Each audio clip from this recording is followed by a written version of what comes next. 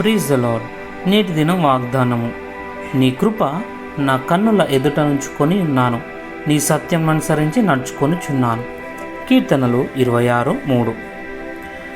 దేవుడు మానవ స్వభావాన్ని దైవ స్వభావంగా ఎలా మార్చాడో చూడు.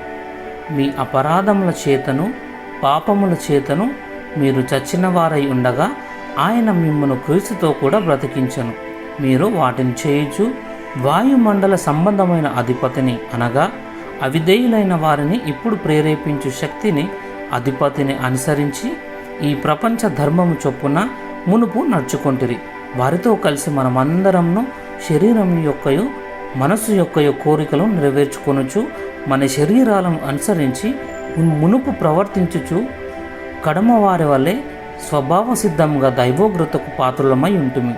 అయినను దేవుడు కరుణా సంపన్నుడై ఉండి మనము మన అపరాధం చేత చచ్చిన వారమై ఉండినప్పుడు సైతము మన ఎడల చూపిన మహా ప్రేమ చేత క్రీస్తుతో కూడా బ్రతికించెను. కృపచేత మీరు రక్షింపబడి ఉన్నారు.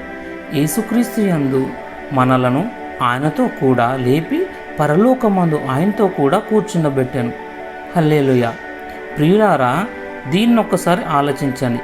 కృతజ్ఞతతో మీకు కన్నీరు రావడం లేదా? అవును, ఎంత మంచి దేవుడిని నేను సేవిస్తున్నాం. ఆయన కృప కనికరం బట్టి నూతన స్వభావాన్ని ఇచ్చిన దేవునికి వందనములు. ప్రార్థన. తండ్రి, నాపై ఎంత అద్భుత కృప చూపావయ్యా.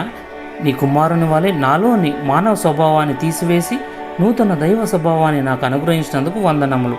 నా పాత స్వభావాన్ని సంపూర్తిగా మట్టుబెట్టుటకు సహాయం చేయము. యేసు ప్రభువు నామములో ప్రార్థిస్తున్నాను. ఆమేన్.